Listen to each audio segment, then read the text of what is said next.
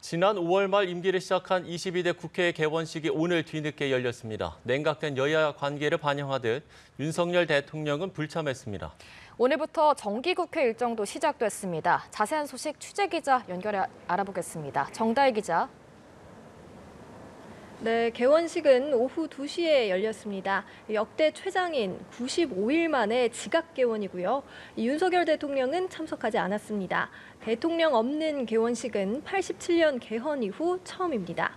우원식 국회의장은 이 자리에서 뒤늦은 개원식에 무거운 책임감을 느낀다며 국회의 자세와 각오를 가다듬는 자리가 됐으면 한다고 밝혔습니다. 또 대통령이 참석하셨으면 국민 보기에 좋았을 텐데 참으로 아쉽다고도 말했습니다.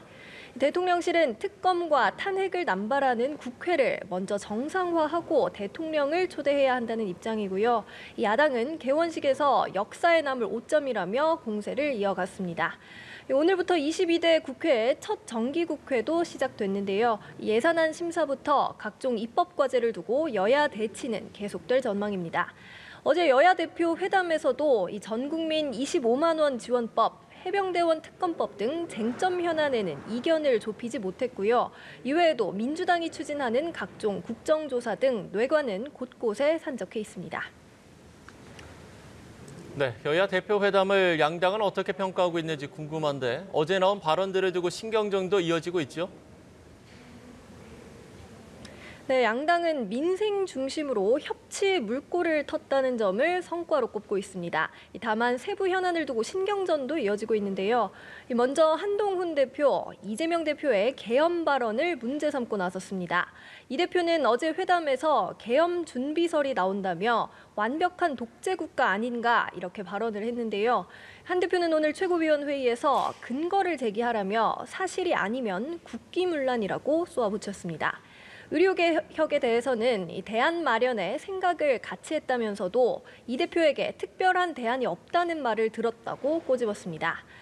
이재명 대표는 최고위에서 많은 부분이 합의됐다. 민생 경제를 위한 조치들은 신속하게 성과를 내겠다며 상대적으로 짧은 평가를 내놨습니다. 다만 민주당에서는 오죽하면 계엄령을 걱정하냐. 한 대표가 이 대표 판결 불복 등을 언급하며 주제 넘는 훈수를 뒀다는 등의 가시돋친 발언들이 나왔습니다.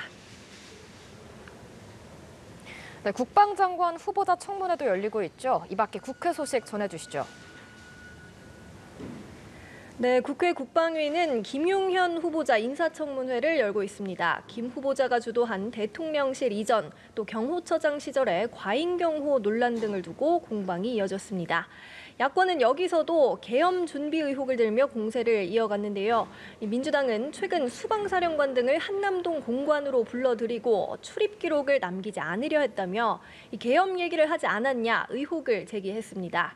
국민의힘은 귀신이 뭘 잘못 먹고 말했냐, 황당하다 이렇게 비판했고요. 김 후보자도 청문회는 거짓 선동을 하는 자리가 아니라고 맞섰습니다. 국회에선 검찰이 문재인 전 대통령을 전 사위 특혜 채용 의혹 피의자로 적시한 것을 두고도 공방이 이어졌습니다. 민주당은 치졸한 정치 보복, 국정 실패에 대한 국민의 관심을 돌리려는 눈속임이라고 질타했고요. 국민의힘은 정당한 수사라며 문 전 대통령 직접 수사도 불가피할 걸로 예상된다고 밝혔습니다. 지금까지 국회에서 전해드렸습니다.